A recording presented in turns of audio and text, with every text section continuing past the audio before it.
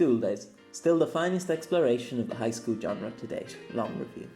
As my somewhat pretentious title implies, nearly a decade and a half since its initial anime debut in 2007, School Days, the anime adaptation of a visual novel by the same name, continues to be a front-run of the most interesting and well-fleshed-out exploration of both the harem and high school genres that there is, from its stellar direction, expansive OST, and a unique deconstructive story. Let's start with the usual spoiler-free segment. Animation, music, and direction. The music of School Days is the one trait that I feel anyone would struggle to argue about. The OST has an unusually large number of vocal tracks, putting it up there with idol shows, the likes of Vocaloid adaptations like Mekaku City Actors. Of course, size doesn't always translate to quality, but in the case of School Days, that isn't a problem. The vocal tracks are all used sparingly, in such a fashion as to always line up with and accentuate the actions of the episodes you've just watched, with clear and deliberate ties between the lyrics and the story. There's a whole miniature album's worth of great songs here. As for the non-insert songs, the rest are varied in their own right. Kotonoha has multiple teams all play with the inclusion of a wonderfully upbeat violin or piano, which feeds into her proper upbringing, while the more light-hearted everyday tracks sound like they'd easily be at home in the soundtrack of Clannad or Canon. Of course, many of the tracks are much more mellow and easily instill a sort of uneasy melancholy in the viewer, which for reasons we'll touch on later is highly fitting.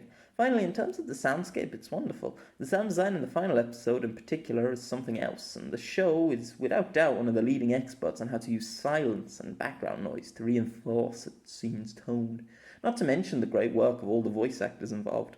While on an individual level you may not personally be interested in these sorts of songs or stylings, from an unbiased perspective, you'd be hard-pressed to find a better fitting soundtrack for the contents of the show, and maybe the best way to experience it, if you're unconvinced, is to simply take the time out to listen to the soundtrack for context here on YouTube. The animation and direction of School Days are similarly well suited to the product. While I could understand someone drawing issue with the art style, it's more than functional and encapsulates the slightly dreary, almost dry tone of the series, while also paying homage to the many high school romance shows and visual novels that it takes its cues from. Additionally, the show is full of really striking compositions, with some great lighting throughout all 12 episodes. The use of memorable imagery and a whole myriad of parallel shots, often making use of the characters' phones or views from passing train carriages, is also brilliantly done. As for how it moves, it's more than serviceable. I have a policy of judging each anime on an individual basis, instead of on some ridiculous linear scale. As such, I don't expect Sakuga from a moe or slice of life show. Nonetheless, when it wants to, School Days can move really quite fluidly. For example, pretty much the whole of the final episode serves as a case of its excellent animation. Or, while not mind-blowing, the dance scene in episode 9 looks great and is especially befitting of the wonderful directing. Speaking of, while the animation is both fitting and overall solid, never failing to fit the situation, the direction is where the show really shines. Painstaking efforts have been made to have a multitude of shots look slightly off, almost disconcerting in nature. Barely a minute goes by without the use of an ever so slightly skewed camera angle, or a shot taken from an unusual position. All this coalesces to give the feeling to the audience that we as the viewer are an onlooker, a fly on the wall as it were, intruding into the lives of these complicated teenagers. This is in part what gives the show its wonderful sense of tone and pacing. School Days has a real identity in this regard, as a single episode will often feel like you've watched two without ever being a drag. Yet in spite of this lethargic feel the show so effortlessly seems to convey, its actual pacing is rather rapid. People recently fell head over heels to praise Haramiya for the speed at which its main couple moves, and yet no one ever gives props to School Days for the fact its primary couple form after a single episode, and much more beyond that. This may seem oxymorical, the way the episodes feel long and yet never slow, how the plot can move fast while still allowing for a great sense of slow contemplation. Maybe one of the best examples of this comes in the form of episode 2. Before the intro song even has a chance to play, we get a montage of the show's first date. Information is given in quick succession, yet never so fast that we get lost. It effectively communicates that Makoto is more sociable of the two in the couple, but clearly is just as inept at relationships as his new partner. This comes together when the montage stops, and we get a quiet, slow scene set with the duo in a small cafe. The music doesn't really stop so much as it never starts. Instead, we get one of the show's brilliant examples of using the surroundings as its soundtrack. We hear the other customers at the cafe walking around, the shuffling of chairs and glasses, or while a muffled and muted insert track plays over the radio. For one, this works as just a great way to establish this as a real location. Something rom-coms aren't really required to do is world building. However, common sense or scenes like this one help to tell us that the world of the anime is alive. The classrooms are full of social cliques. The streets of the town are always busy with passers-by. This world doesn't stop when our primary cast members want to have an awkward conversation. No, instead it keeps moving, with the pieces of the board always in action. Aside from how the soundscape helps the scene for world building, we also have the camera angle. We hang from one spot across from our lead couple, watching as they fidget after their somewhat botched first date. The angle feels like it could be that of a waitress or the man behind the till, a great example of this fly-on-the-wall sensation. Coming back to the point about tone, this whole scene feels heavy and long, despite the fact it's actually quite short. The characters are allowed to sit almost silently and shuffle about. It's moments like these that give School Days its oddly ethereal feeling. It's almost like a trance, and a unique experience that I've failed to find matched by many other shows, and certainly a mark of just how skillful this production is, all before the titles play. Characters and story. First, let's preface this section. I'll try not to lecture anyone with my full thoughts on why I think many anime fans watch shows for completely the wrong reasons. But in short, if you don't like rom-com anime, you won't like this. If you think all romance anime is forced and unrealistic, you won't like this. If you can't stand harem anime because of fan service or because you believe it requires too much suspension of disbelief, then surprisingly, you also won't like this. If you think a slow burn anime lacking in action that focuses on the mundanity of real life are boring, then you probably won't like this and think it's subjectively boring. And all of that is totally okay. Enjoy what you want to enjoy, but you should neither watch or complain about shows that aren't bad, but just weren't for you. Unless you have something relevant to say, life goes by too quickly to bother with pointless moaning. In short, School Days is not trying to, and shouldn't try to, appeal to everyone. It excels at performing and examining the trappings of its genre tropes. But if you don't like said tropes in the first place, then there's no particular reason you'll like them any more so here. Furthermore, School Days is one of the few shows where I would suggest is actually deserving of the deconstruction tag, and as such, while you may still glean a lot from it, the experience will be infinitely more valuable if you've watched at least a few other visual novel adaptations or rom-com harems, and in general you have a pre-existing feel for what this genre is trying to say and be about. With all that out of the way and keeping spoiler-free as possible, School Days is a high school rom-com anime that aims to push boundaries, where other shows will spend the majority of their time establishing a main couple, which is totally cool in its own way. This property is intent on asking some rather scathing questions. What if the protagonist of a harem wasn't such a typical nice guy on the surface?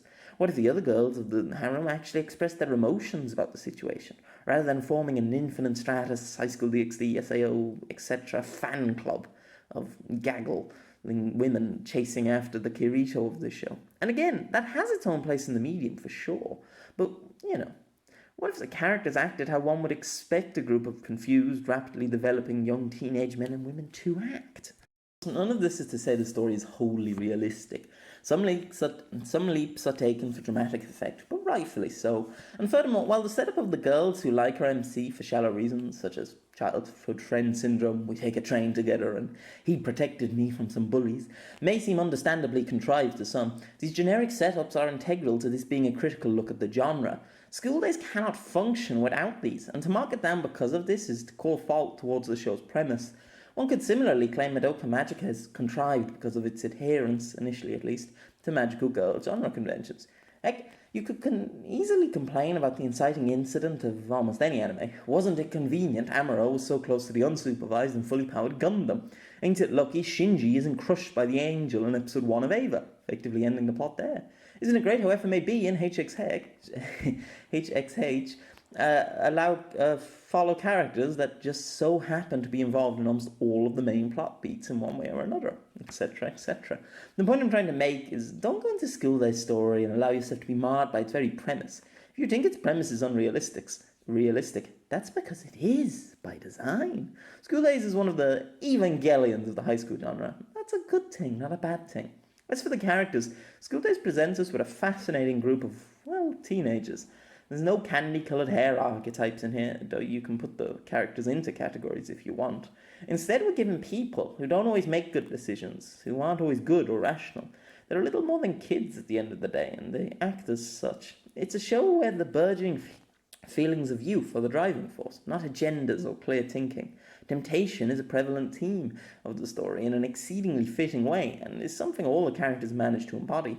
You find it impossible to empathise with any of these characters, or you feel they do ridiculous or unrealistic actions, then I would suggest you have either been very sheltered or just had a pleasant life, in which case good for you. But in reality, teenagers can most certainly act in sometimes unreasonable and downright cruel ways like seen in the show. The bullying we see exerted by Kato's social group is by no means unordinary, and if you think teenagers don't partake in sexual activities, then you're sorely mistaken. Again, these situations are sometimes played up in order to make a storyline or scene more interesting, but by no means more so than in any other harem anime, and always done so with a deliberate purpose in mind. Spoiler-free conclusion. School Days is not an anime for everyone. Its characters can seem downright malicious, its story and tone can feel suffocating, and while dark might not be the correct word, its subject matters can certainly be heavy. However, all of this is clearly by design. School Days is a show that sets out with the goal of tearing apart the genre it calls home, of taking a sort of worst possible scenario look at the visual novel world, and it does this superbly, from its no-holds-barred storyline plus characters to its stellar OST and brilliantly suited directorial style. This is one of the most innovative and creative rom-coms to come out of anime, and is in a way something that is almost uniquely suited to the anime industry as a medium. With that said, unlike other shows that I would suggest everyone should watch, if just in order to experience an element of the soundtrack or visuals, School Days is one of the few 10 out of 10 shows that for me cannot be recommended to everyone. If you're the type who can't stand fan service even when used as part of the narrative, or if you're the type who can't pass their personal feelings and knee-jerk reactions away from objectivity, which is completely fine, enjoy anime whatever way suits you best, then this isn't the show for you. Don't watch it if this premise and genre aren't for you. There's nothing wrong with not watching every big show. There's no crime to not enjoying every genre. But if you've spent time in this particular one, I would like to see something fresh and almost stylistically unique, even nearly 15 years on, then School Days might just be for you. Spoilers ahoy. With the spoiler-free segment out of the way, let's have some quick context. Firstly, this is technically my 10th Mal review, and should be my 10th YouTube essay. There were some shorter ones, which I hated and promptly deleted, so that makes this 10.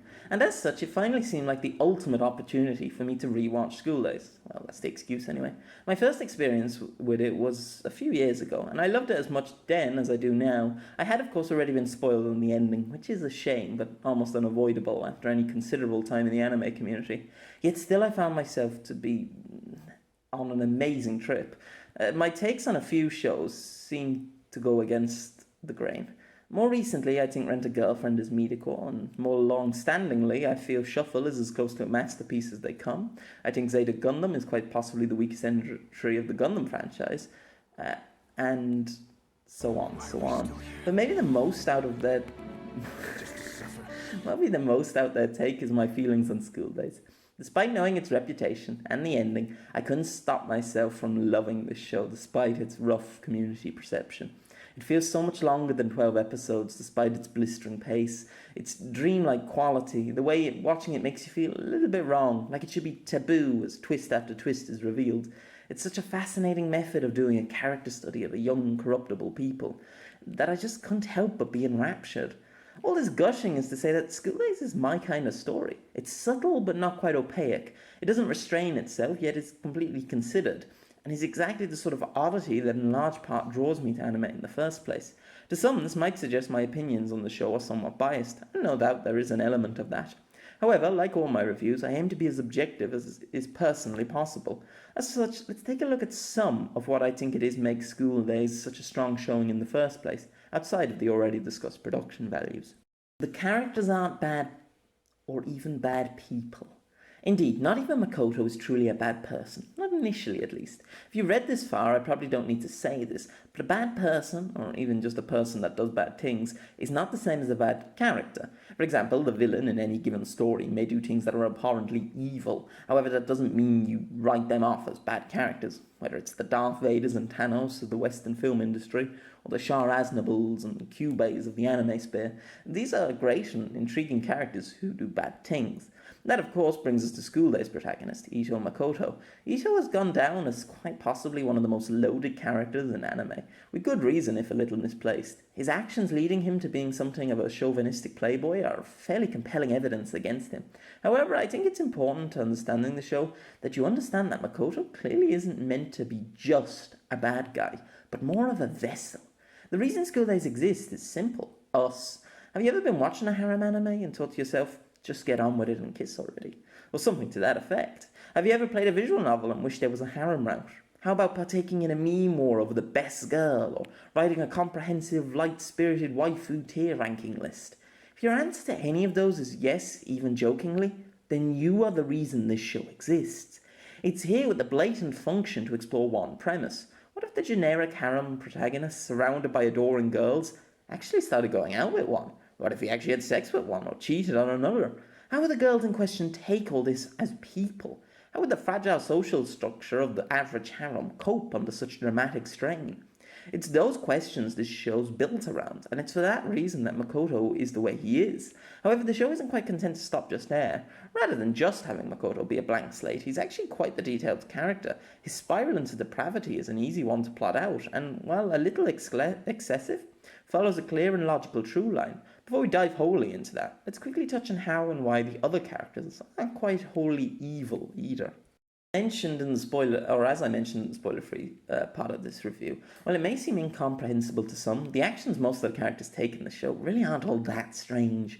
Young men and women in the real world really do behave in these ways sometimes, more often than one might think. From Kato's gang to Sekai's practice, this is real. It's the realism that for me is one of the show's selling points. I recently complained in my review about Rent a Girlfriend that nothing is actually done with its setting of mature young college-age adults. School Days, on the other hand, doesn't try to hide the more uncomfortable facts of what youth is for some people, for better or worse. It's worth remembering that kids this age are caught in the grip of puberty, all developing and at different speeds to one another. Forming cliques is a natural part of that system, as is finding oneself suddenly attracted to the opposite sex for oftentimes irrational or unromantic reasons. That's not to say any of their actions are just, but that they come from the shared struggle we all have with the human condition. No one teaches us what you do in a relationship. How to break up from one is a large part of episodes 5 to 10, or arguably the whole show. I've seen this sort of thing happen, where relationships can peter out and one side is simply left to get the message, as is the case here with Kotonoha. In fact, it can happen even more often with friends at that tender age. For example, while a small child saying something like, "I'm not Timmy's best friend anymore," is played for laughs between parents in school car parks. As we grow older, develop our own personalities and quirks, it can be hard to get along with people we once liked. Maybe you mature a little faster, or develop a new interest that takes up your time. Maybe your gender, background, or personal life simply cause you to drift apart gradually. It's this adolescent angst that we all on some level know and understand, which makes School Days stand out so far ahead of its peers. There are so few other shows that even vaguely try to tackle such intense and complex topics. Far fewer go and make it their primary point of discussion.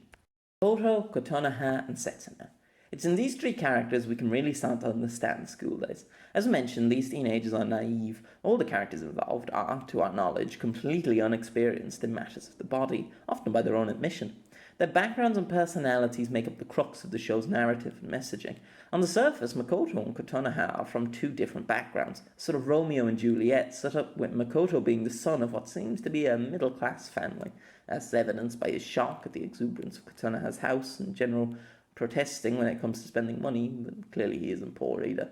While Kotonoha seemingly comes from an exceptionally wealthy yacht-owning family. This difference in background stretches further into their personalities. Ito is a little reserved at times, but generally pretty sociable. A bit of a class clown, maybe. His relationships in middle school and the presence of a younger sister mean he's plenty accustomed to having company of the opposite sex. But it's clear from the get-go that Kotonoha is the first girl he's really been attracted to. And at first that attraction is of a fairly pure nature. It should also be mentioned that, rather importantly, Ito is the sort to go with the path of least resistance, something which Sekai, Kato, Hikari, and eventually even Kotonoha would all come to reinforce in him. Kotonoha's prim and proper upbringing has led her to be a young lady of some refinement. She is very much so of the opinion that men and women should only be truly intimate after marriage, or in some really rather fantastical circumstances. Her devotion to such fairy tales and her life of relative isolation has led her to be somewhat fragile. She isn't emotionally ready for an adult relationship of the kind Ito desires, but moreover, she also finds herself desperately seeking his attentions in a vain effort not to be alone once more. It's this combination, along with the betrayal of Sekai, possibly her only friend, that causes her mental anguish. Admittedly, this type of breakdown is handled better in the likes of Shuffle, Revias, or Evangelion. However, there is still more than enough character building and foreshadowing present for it here. From left field. So then, how does Setsuna fit in? Well, aside from being best girl, she makes an Ava reference, what more could you possibly want? And the secret four protagonist of the show, she acts as this story's most unsung linchpin. Her background is somewhat vague, as is the case with everyone. It's another thing I actually quite like, as there's never any awkward forced conversations about people's tragic backstories. But we do know a fair deal about her. She's a grade A student, exceptionally close with Sekai, has a parent working in France, and has possibly spent some considerable years being insecure, or at least bullied, about her small height and relatively underdeveloped body. There's a whole lot more we could interpret than that, but let's examine why all this preamble matters. Ito changes significantly over the story, being quite clearly depressed at times. To actually put a specific mental condition on him is unhelpful, much like the unproductive labelling of Madoka characters, but it suffices to say he's complicated. Essentially left unattended in the height of puberty, it's the girls around him that end up shaping his worldview. Initially, Makoto is pretty innocent, albeit with a perverted side. He pursues the fairy tale romance with Kotonoha for a time, while being constantly offered a friends with benefits alternative by Sekai that grows from kissing to full-blown sex. What's important here is how the women around him treat Ito. When Makoto realizes that a relationship is a two-way street, that he needs to let Katsura feel comfortable and to accommodate her needs, it's here he begins to complain about the effort involved in a relationship. This is really nothing surprising coming from a spoiled teenager, but in Sekai's offers of practice, he is presented with a way to get far more for far much less emotional effort. This is already enough for some to label him a scumbag, but at this point all Makoto is really doing is acting his age. It's cruel against poor Kotonoha, definitely, but not unusual. Indeed, despite Sekai's enabling of this behaviour, Makoto actually has some credible logic at this stage in the proceedings. He claims he can feel himself around Sekai, that he enjoys her company far more than Kotonoha has. At this point, it's possible this is, at least partially, true, but it is also already apparent that a large part of what he sees in her is an easier option than keeping things going with Katsura. The sad truth is that what he needs at this time is for Sekai to slap him, to tell him to buck up and be the sort of man who deserves that type of adoring girlfriend he wants. This is something Setsuna will try to do later, but the damage is already done by Sekai's earliest actions. Sekai comes into fault again when, she like him, fails to inform Kotonoha of her and Makoto's activities. Now make no mistake, not telling her is on Ito, but Sekai's actions push all the blame to him. And the more she brings up telling Kotonoha the truth, while refraining from doing it herself, the more Makoto seems to grow distance from her. In a sense, one could say there is no Adam without Eve. In comes Setsuna. Now to be clear, Setsuna is too plenty at fault. Upon rewatches, her stares at Makoto take on a second meaning, separate of just looking out for her best friend. Furthermore, in spite of her declaration to the cause of she kisses Makoto at least once, if not arguably twice, for her own ends, initiating the exchange herself on both occasions. Finally, her sleeping with Makoto is clearly not to protect Sekai like she claims, but instead an expression of her own desire. Her tears in that scene are indicative of her regret at betraying her friend in such a manner. With all that said, Setsuna is by far the closest thing to good we have in the show. The majority of her actions, though double-sided, are mostly with the intent of helping her best bud, and for a time it actually kind of works. Blocking Kotonoha at every turn initially seems frivolous, but in the end leads to Makoto finally rejecting his former girlfriend once and for all in episode 10. Furthermore, after her presence increases within episodes 3 to 10, it's clear that she has something of a slowing effect on the downfall of the group. Intrusions are almost enough to lead to a positive outcome, but ultimately her own downfall is no different to the rest. She's unable to separate her personal feelings from what she needs to perform indefinitely, as best illustrated by the play scene in episode 9, which is later mimicked for Sekai in 12. It's a nice parallel between the two, and the whole scene is one I find really interesting, as it's unclear if it ever even happened, or if it was just in Setsuna's head, such as it was in the aforementioned episode 12. So what we now end up with is a series of young women who act as a terrible influence on Makoto's psyche during a period of extreme formative growth.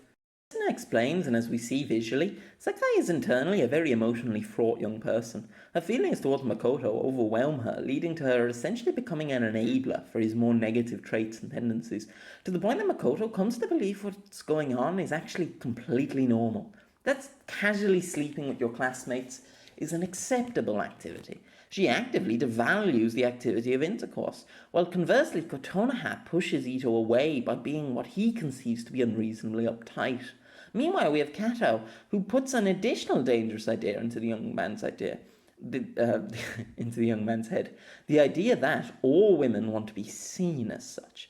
By this, I mean to say that Kato explicitly states she wants nothing more than for Makoto to express his respect and acknowledgement towards her through physical interaction. She also expresses the idea that one should keep pushing as far as they can in order to wholly understand if someone likes you or not. All these ideas are exceedingly complex, psychologically speaking, and the effects they'd have on a young person's perception of the opposite sex are well worth a full analysis of their own, but in essence, this is what Setsuna's up against. Her self-appointed role is one of a steward. In lieu of Ito's absent parents, she takes on the job of trying to steer him in a more mature direction, continually trying to convince him that being a little more loyal to Sekai, it will in the long run bring him to a happier, more fulfilling relationship. Does this for her own motives or not matters very little. What counts is that she's the only one trying to make him see the worth of a more stable, natural relationship. As we see in episode 11 and even in the second half of episode 10, as soon as Setsuna breaks, the whole house of cards tumbles down as the web of interclassroom teenage adolescence closes in. The subjectivity of drama.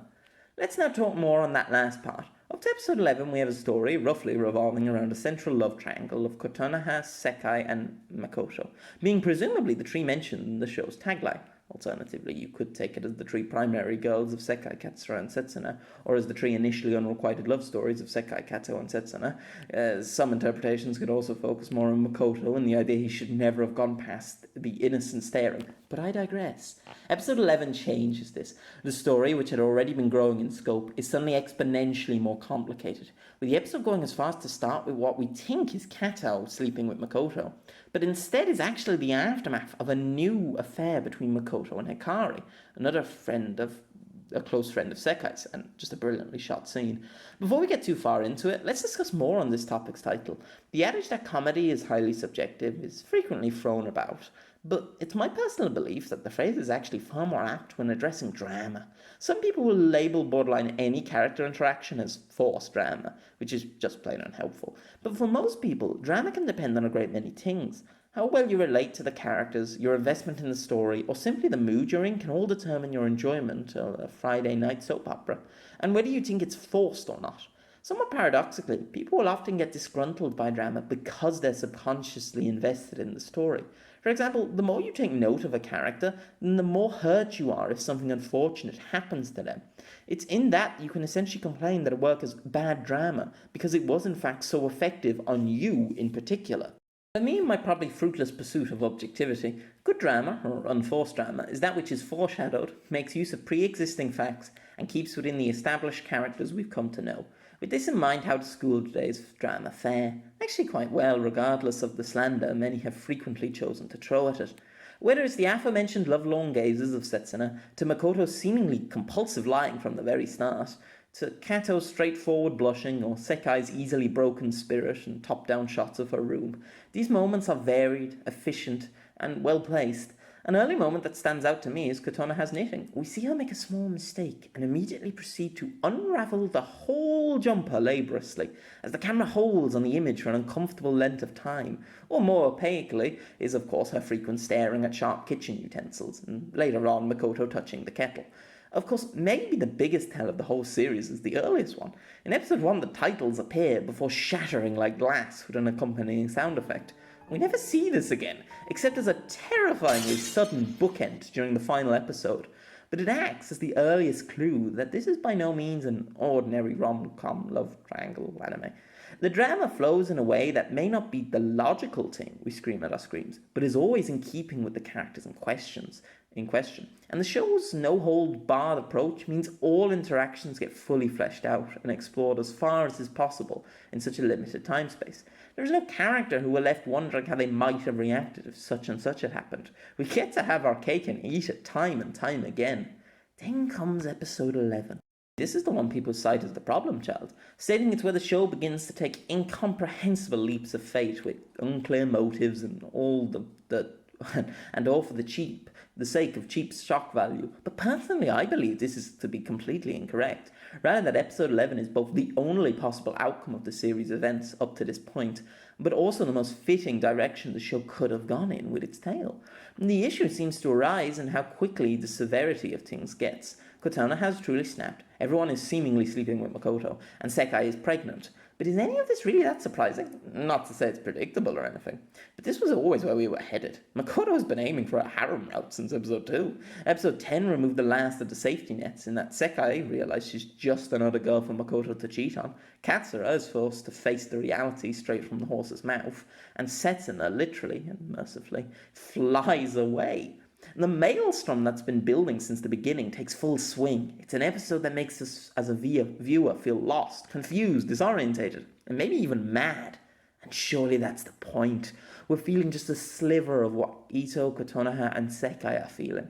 My earlier comments about how really we don't see this show through the eyes of any of the characters, but instead through the guise of a fly on the wall, comes full circle here, as we're dipped in and out of the story. We can easily understand, or at least infer, that something in the region of a month passes in this episode, as we're informed that Sekai has almost used up all her absent days, which roughly equals a month.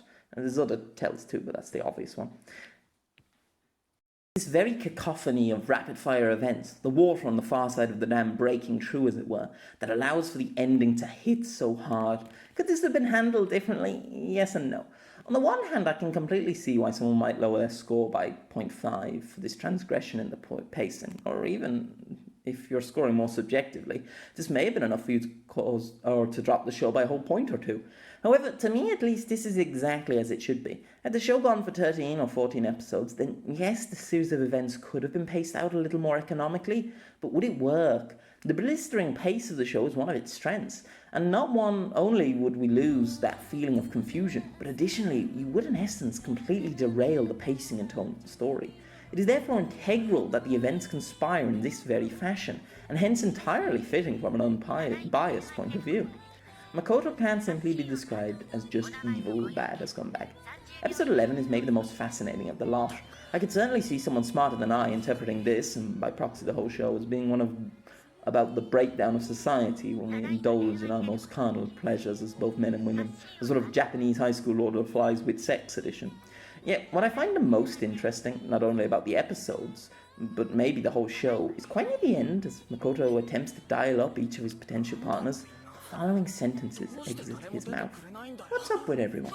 How come they're not picking up? Why is this happening to me? Everything was going really well just a little while ago. Short of shortest monologues, and most of his words following this, and in the following episode as well, we can really see what the point of it all was.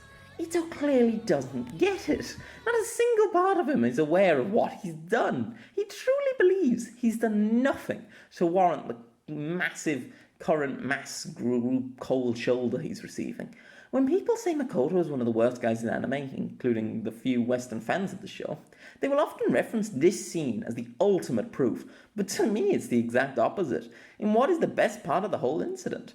Makoto in his own mind has done nothing wrong. Makoto isn't a bad person because he quite simply isn't capable of associating himself as one. It's not quite sociopathic, but it isn't far off that either. This all leads to the core goal of everything. The show's premise is a what-if scenario, as outlined earlier in the essay, but in doing so, the show is also out to actively critique and deconstruct everything about the genre, where Shuffle does this by ultimately painting the protagonist as misguided, but capable of change, of bettering themselves, and therefore by proxy the audience can do the same. School Days suggests something far more bleak. It supposes that the otaku audience, who wishes for such idyllic girls, who demand their waifu and the MC hook up, who refuse to interact with reality, are essentially doomed. Where the likes of Ava, ReZero, and Shuffle are ultimately tinged with hopefulness for a change within their audience, School Days has seemingly given up on you. In Makoto, we have quite possibly the bleakest allegory for ourselves in the whole medium. He's not exactly a coward like Shinji sometimes seems, nor is he afraid of responsibility, social pressures, and the real world like Rudius or Subaru. And he certainly isn't as foolishly selfish, yet selfless, as someone like Rin. No, fundamentally, what causes Makoto to stand heads and shoulders above the rest in terms of harshness is that he doesn't see it. He never realizes it. Even at the very end of his time, he's still ignoring Sekai and the others' feelings. His turn back to Kotonoha hints, and only hints, at a possible change, but could just as easily be seen as him letting her fix his problems, letting her deal with Sekai's pregnancy. It's just him taking the easiest route once again. He really hasn't gotten it, not properly. He is in a way completely blind to his own faults. There is no hope of a redemption arc with him, because unlike all those other characters I listed, who realised at some point or another their shortcomings and at the very least had the potential to do something more, Ito Makoto is too far gone. He can't be evil or good, and the show is far too mature for use of such terms. Instead, he's just human, and a deeply flawed one at that. This is to say is that School Days is not a happy ending, but that's okay. Not all stories need a happy ending, and before anyone says it needed it, all stories need to be fun. Furthermore, those who claim the first 11 episodes are boring are simply spouting opinion, and even if that opinion were correct, being boring is maybe worth a point or two off the pacing, and far from right off a show in its entirety. A story or piece of art has no obligation to you to be enjoyable or entertaining. Its only obligation, ignoring monetary constraints, is to itself, to achieve the goals it sets out to do. All those other stories and characters I listed are in the end ones of hope towards a positive outlook. It's in this that School Days is at odds with them, because at its heart, the most positive way you can look at it is as a cautionary tale about the follies of young romance, of getting carried away into a slippery slope spiral of ever more complicated matters, and about always respecting the people around you. But at worst, as outlined, it can seem to be it can be seen as an incredibly scathing message about the otaku audience. And in large part, this is why I love School Days. There's nothing held back. They don't stop and make it a happier ending for the sake of selling more dolls. It's truly art. It's truly an expression of someone's opinion on the audience. Maybe it's no wonder so much of the community finds it a hard pill to swallow. It is at times borderline telling its own viewers that they are hopeless degenerates.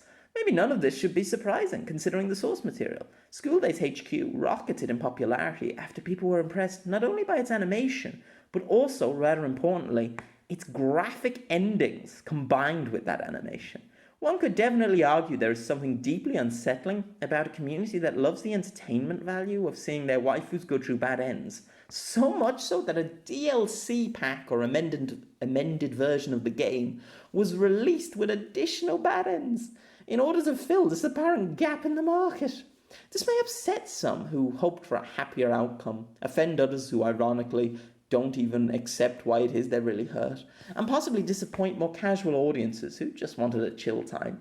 But in the end, all that, while important, is just opinions, while objectively the show achieves exactly what it sets out to do in some of the most spectacular fashion any anime ever has. School Days. Bringing this to an end, I'd be remiss not to mention, or give small mention, to the myriad of other topics I considered talking on. A more in-depth look at Sekai as the story's equivalent of the sympathetic Eve character, so to show surprisingly competent ability to quietly integrate and illustrate friend groups and social cliques, or its cleverly placed and timely moments of levity. A look into the themes of the story is obviously called for, and the final episode of the show is so intensive that it's well deserving of an essay all to itself. The song, I'm not going to say that, alone feels like the second coming of Komsu's Todd, both audibly and narratively, not to mention the pile of comparative imagery, the fly-on-the-wall analogy going further beyond than ever, and the visceral visual massacre that are the two fight scenes, accompanied only by some of the show's finest still compositions of the whole run. Furthermore, I have quite a bit to say about Taisuke Sawagana, who in a way accompanies Setsuna in being the closest the show gets to a more positive outcome. In actuality, I could definitely see myself writing a full retrospective in the same style as my piece on Shuffle. This seems doubly appealing to me, as in that when writing about a show I'm naturally inclined towards, I find the more depth I go into, the less my bias holds sway. There's also the visual novel, which has been on my to-do list to play for some years, as And as I purchased a pretty decent laptop about a year ago, it's definitely been something I've been meaning to check out, so I may add an amendment here in the future, if playing that helps me to find another perspective from which to look at the property through. However, with all that said, I think we've covered more than enough to make an informed conclusion on this anime. Days is an often maligned anime that even years on has its reputation continue to precede it. Still to this day you'll hear baffling opinions on it from the likes of larger community members such as the Trash Taste crew, and to be fair, rightfully so. Whether you like Last Reflections read a famous video on the topic and actually found yourself surprised or even appalled by the goings on, whether you simply had your opinions marred by the popularity bandwagon, or whether you simply found yourself disgusted by the show's blatant gore, highly understandable. Yet, if we take a moment to step back and look at the show less reactively, what you start to realise is it's much more than just cheap shock value entertainment. If anything, that very negative perception of the show should be seen as a mark of quality for how effectively it achieved all its goals. From a score and directing style that should unarguably garner the show a minimum of 3 or 4 points alone, to an immaculately paced and considered story with intricate, painfully realistic characters accompanied by the magnificently unique tone and feel of the show. School Days is a near unique masterclass in how to explore the worst possible what-if situation, all while weaving a story that deconstructs everything we expect of the genre and acts as possibly the harshest critique of the average otaku to date. Next to 15 years on, and this is still a contender for the most innovative and original entry in the harem and deconstructive genres, and holds an important place in the anime pantheon. I hope you enjoyed. This is review number 10 for me. Hurrah! If you found my essay in any way compelling, or even found it in yourself to raise your score of School Days and give it a rewatch with fresh, less subjective eyes, then please press the like button. Or simply shoot me a comment if you want to have a chat about any of my interpretations of it. Without further ado, thanks for watching. I'll see you in the next one.